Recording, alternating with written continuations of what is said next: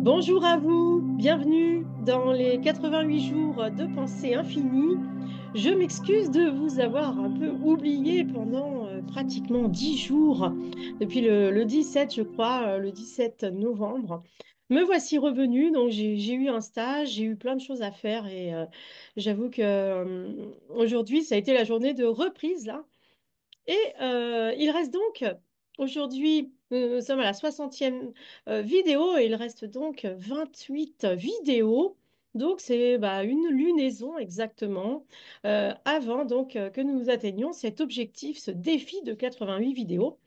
Et donc pour fêter cette dernière étape des 28 jours qui va commencer là juste au moment où le mois de décembre arrive, eh bien, je vous propose de parler d'un sujet qui peut peut-être fâcher, peut-être, je ne sais pas, c'est vous qui saurez. Vous avez déjà vu le titre, alors vous savez de quoi ça parle. Et donc, la question que je vous pose, que je me pose, que je nous pose, c'est faut-il croire en Dieu et pourquoi faire et qu'est-ce que Dieu, etc.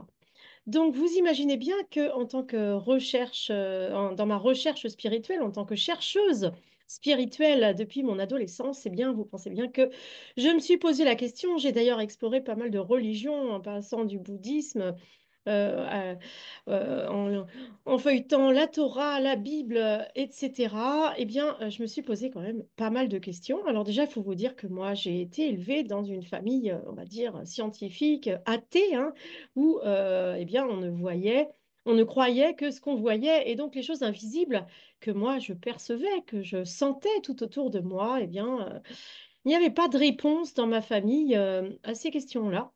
Et donc, je me suis lancée toute seule dans la recherche pour me connaître moi-même dans toutes mes dimensions. Et donc, j'ai commencé quand j'étais adolescente avec l'astrologie que j'ai appris toute seule. Et c'est pour ça que d'ailleurs, je vous propose de nouveau, je me remets à l'astrologie et non pas parce que je retourne à mon enfance, on va dire, mais parce que je veux donner à l'astrologie une dimension éternelle. Je vous rappelle que sur cette chaîne, on parle de la vie éternelle dans le corps physique, hein. On n'est pas je veux dire, c'est pas la religion catholique ici, pas du tout. Moi, je n'ai pas de religion. Et parmi toutes mes recherches, eh bien, j'ai abouti dans les enseignements de Grégory Grabovoy. Et moi, je suis vraiment dans la liberté totale de la pensée. Et Grégory Grabovoy est également dans une liberté totale de la pensée, puisque la chose la plus importante pour lui, dans ses enseignements, c'est le respect de la liberté du libre arbitre de chacun, le respect de la différence, le respect de nos chemins, tous différents. Et la chose qui unifie tout le monde, eh bien, c'est l'éternité, la vie éternelle, et je vois que certains scientifiques que je nommerai pas pour ne pas les gêner commencent à parler du nouveau paradigme qui va être celui de l'éternité. J'ai entendu ça ce matin, ça m'a mis en joie. Je ne citerai pas cette personne parce que je l'ai déjà citée et qu'il m'a contacté en me demandant de ne pas associer son nom à Grégory Grabovoy. Pourtant, ils disent exactement la même chose et donc j'en suis heureuse. Nous arrivons dans un nouveau monde, dans un nouveau paradigme, une nouvelle version de l'humanité et cette version-là, c'est la version d'humains qui vont être capables de percevoir, de comprendre et de vivre dans une vie éternelle avec le corps physique. Alors, faut-il croire en Dieu ou pas? Mon introduction était un peu longue. Eh bien, je vous dirais que, au bout de ma réflexion, peu importe. L'essentiel n'est pas de savoir s'il faut croire en Dieu, mais de comprendre ce que le concept de Dieu nous apporte et en quoi il est nécessaire à l'unité de l'espèce humaine. Et donc, vous voyez, moi, pendant des années, alors, quand on étudie les textes de Grabovoi, eh bien, il y a énormément de textes qui commencent par enseignement sur Dieu. Et pratiquement dans tous ces textes, en tout cas les textes de 2003 à 2005, ils parlent de Dieu vraiment très, très fréquemment. D'ailleurs, tout à l'heure, je vais vous lire un extrait où il parle de la restauration par l'âme de Dieu. Donc, si vous avez regardé les trois dernières vidéos que j'ai mis en mode public, même si elles font partie donc d'un cours que je vends qui s'appelle les lunaisons pour un rajeunissement infini, hein. Qu'est-ce que je disais là-dessus? Oui, donc. Je vais vous lire donc un extrait et puis vous pouvez, si ce texte vous intéresse, aller voir les trois vidéos précédentes qui parlent également de cette méthode pour guérir finalement, hein, méthode de restauration, ça veut dire pour régénérer, pour rajeunir également, hein. Mais voilà, l'idée c'est de régénérer infiniment notre corps physique et donc avec l'âme de Dieu. Et donc, vous allez me dire, bah oui, bah là, on dirait bien que Dieu existe dans une histoire pareille. Eh bien, oui, bien sûr. Grabovoi parle de Dieu avec, dans sa, complètement de manière, on va dire, qui peut s'apparenter à une croyance religieuse, hein. Lui, il est d'une, d'une confession à la base, en tout cas orthodoxe. Mais moi qui n'ai aucune religion, qui ne suis baptisée d'aucune religion, je me passionne pour ce qu'il dit de Dieu parce que pour Grabovoi, Dieu, c'est finalement avant tout un concept. C'est le concept d'un être humain unifié. Et du coup, comme il est unifié, eh bien, il unifie les gens. Donc, qu'est-ce que ça veut dire un être humain unifié? Eh bien, c'est en fait un idéal d'humain. Dieu est un idéal d'humain. D'ailleurs, dans toutes les religions, les dieux, on essaye de leur ressembler, on essaye de les comprendre, on essaye de leur obéir. Alors, chez Grabovoi, on ne cherche pas à obéir à Dieu. D'ailleurs, Dieu, chez Grabovoi, ne souhaite pas notre obéissance, il souhaite notre amour, il souhaite le retour vers nous, c'est-à-dire, c'est un Dieu qui nous ouvre les bras et qui cherche l'unité entre tous les humains, qui cherche l'amour comme outil d'unité entre les humains, qui nous fait comprendre ce qu'est l'âme, ce qu'est l'esprit, ce qu'est la conscience. Et donc, tout ça pour vous dire quoi? Ça veut dire que on n'est pas obligé finalement d'avoir une croyance religieuse de Dieu pour étudier la vie éternelle. Même si le concept qu'on appelle Dieu, que beaucoup appellent Dieu, est un incontournable. Mais c'est, encore une fois, on peut prendre l'idée de Dieu comme un concept philosophique qui est à la fois unificateur et scientifique.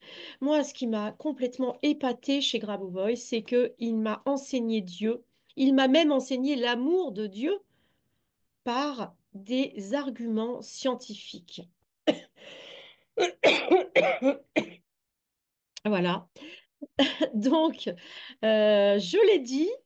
Voilà, donc moi, je, je peux, je peux dire aujourd'hui que je crois en Dieu, même si le mot croire, pour moi, n'est pas extrêmement juste. Il ne s'agit pas pour moi de croire en Dieu, il s'agit vraiment de comprendre ce qu'est Dieu, que Dieu ait créé la réalité ou que les humains aient créé Dieu pour donner un sens à la création de la réalité. C'est un faux problème et en vérité, on s'en contrefiche. C'est pas là l'essentiel. L'essentiel, c'est quel est le rôle, à quoi sert ce concept divin, comment ce concept divin peut-il amener la paix, l'amour, la joie, l'unité, la tolérance, l'abondance à tous les êtres humains. Voilà, ça c'est la vraie question. Et je pense que Dieu, eh bien, ça a permis ce concept de Dieu. euh, En tout cas, il a été utile et les religions, toutes les religions ont été utiles à un moment donné. Et aujourd'hui, eh bien, avec Grabovoi, je pense qu'il est temps de faire évoluer notre compréhension de qui est Dieu, de ce qu'est Dieu. Encore une fois, voilà, j'ai pas envie, si vous voulez, de prendre parti, de savoir est-ce que je suis quelqu'un qui croit Dieu ou quelqu'un qui ne croit pas Dieu, parce que les deux sont vrais. À la fois, je ressens Dieu, j'aime Dieu, et je suis vraiment, je, je, je le comprends. Je veux dire, quand on lit Grabovoi et qui nous explique comment percevoir l'infini, moi, je perçois Dieu dans les paysages merveilleux, dans la beauté d'un enfant qui joue, un bébé qui sourit. Je perçois Dieu quand mon chien court derrière sa balle. Vous voyez, c'est tout bête, hein. Je perçois Dieu en regardant les arbres dans la forêt. Et en même temps, voilà, c'est tout ça. C'est ce que Grabovoi explique comme le corps physique de Dieu.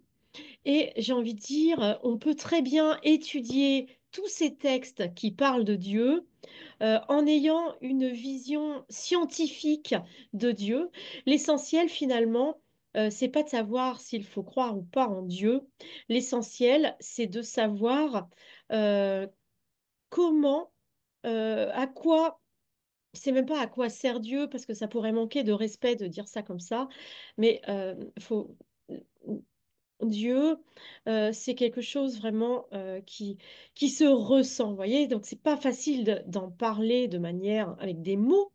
Avec les émotions, oui, moi, je ressens vraiment Dieu.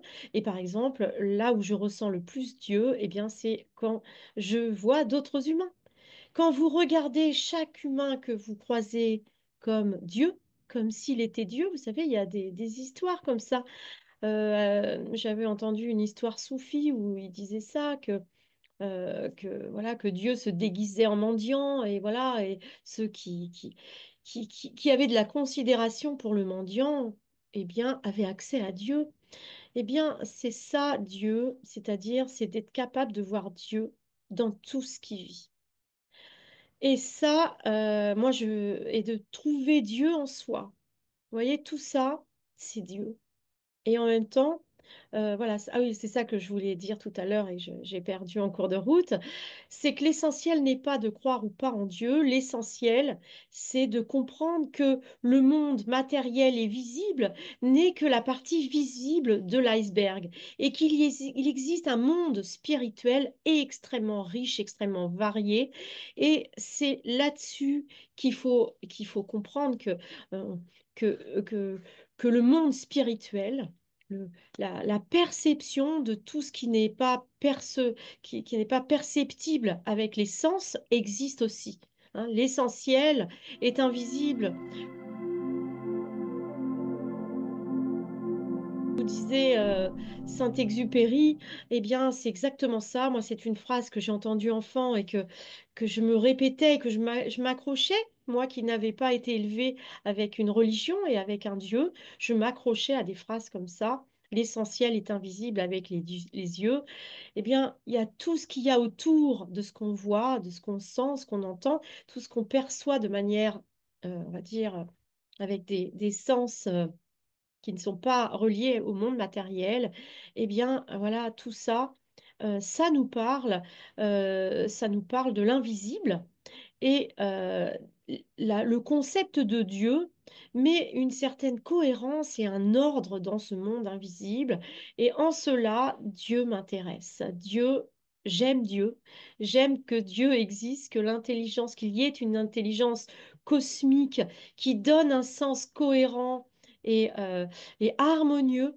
euh, dans ce monde, malgré tout ce qu'on peut voir, eh bien oui, moi je vois l'ordre, je sais et je vois que les choses se développent de plus en plus harmonieusement, de plus en plus consciemment, c'est-à-dire que les gens prennent conscience. Je veux dire, des concepts comme toutes les choses cachées, les moches, toutes les saletés qui ont été cachées, hein, je pense bien sûr à toutes les histoires de viol, à toutes les histoires de manipulation cachée, etc. Toutes ces choses-là, elles ne peuvent pas exister dans un monde spirituel où nous percevons tout ça. Moi, quand j'étais enfant, j'ai passé mon enfance à percevoir ce genre de choses, à avoir des intuitions, des visions, des peurs, de l'anxiété parce que je percevais tout ça. Eh bien, la physique quantique aujourd'hui nous explique que le monde invisible, on va on va commencer, ça va se développer, il est en train de se développer, c'est la compréhension du monde invisible. est en train de se développer. Et quand je vous disais la dernière fois que j'ai fait une vidéo astrologique, que je vous disais, Malraux nous disait le monde, le 21e siècle sera spirituel ou ne sera pas, eh bien, on en est là.